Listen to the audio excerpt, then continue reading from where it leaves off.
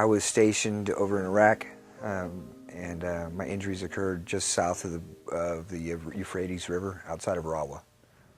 I remember the explosion. It was a warm day. It was like 90s or whatever, and sunny, and it was. We were all pretty much in great spirits because we knew that within 30 days we were fixing to go home. When it went off, it was so loud. It was almost deafening, and immediately knew that the truck got hit. The IED went off directly underneath my gunner's hatch. It pretty much just shattered and destroyed the bones in my legs. Rehab was all done at Walter Reed. After I got released from the inpatient, we stayed in the Fisher House. We were in the Fisher House for about 3 months. All that time going through my rehab, having my wife there and making sure that that I was motivated to do it. I give a lot of props to her because she definitely poked me when I needed to get poked.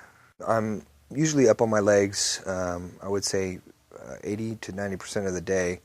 Once I get home, I take the legs off and set them off to the side, and I'll use my wheelchair. And handicap accessible is a relative term that it's different for everywhere you go. Hallways were very narrow, so where my wheelchair could barely get down them. Certainly couldn't turn around in them. You couldn't even make that turn from the hallway to the bathroom without scraping up all the walls, and then once you got turned, your wheels wouldn't go past the door jamb.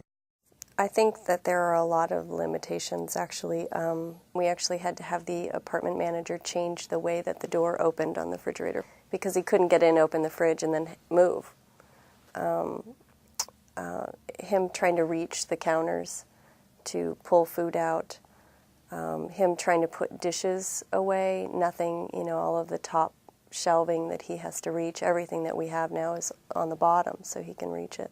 I get around pretty good, but it's still, it's sometimes precarious that, with being in a shower bench, and again, there's maintenance and cleaning and all that stuff on that too. So when he goes from the wheelchair to the side rim of the bathtub to the shower chair, and so when he's done, he goes from the shower chair back to that rim, but he has to put the towel down because it's wet and slippery.